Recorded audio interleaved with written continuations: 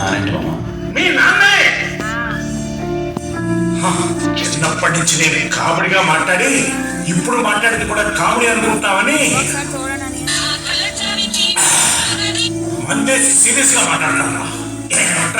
ఒక్కల ప్రేమ ఏంటో భరించేది.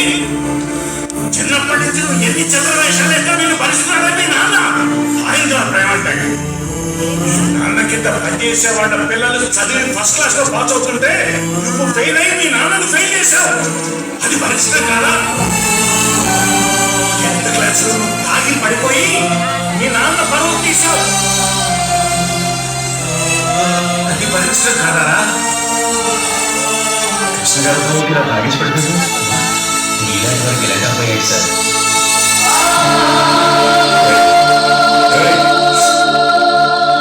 చేసే ప్రతి చివరి పని వెనకాల నీకు ఆనందం దొరికి ఉండొచ్చు, కానీ ఆయన నరకం కనబడేదిరా.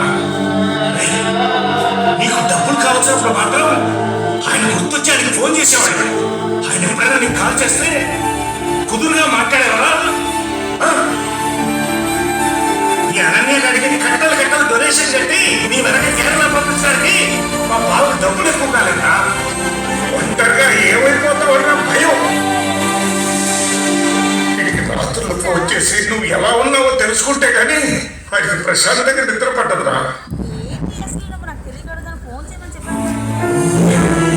వాడు తిన్నాడా?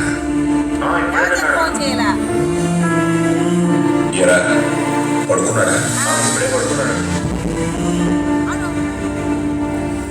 నువ్వేం చేస్తున్నా అమ్మే ఒకేలా ఏవాడు కాదనేవాడు తప్ప కొంతమంది తీసుకోలేక అది పరిస్థితి కదా. మీ నాన్నకు నువ్వు చూపించిన నరకం కంటే మెర్సీ నీకు చూపించిన నరకం ఎంత? నువ్వు దాడి పడేసే పాటలు ఎంత? నువ్వు నేను భరించడం గురించి ప్రేమ గురించి మాట్లాడుకుంటా అలాంటి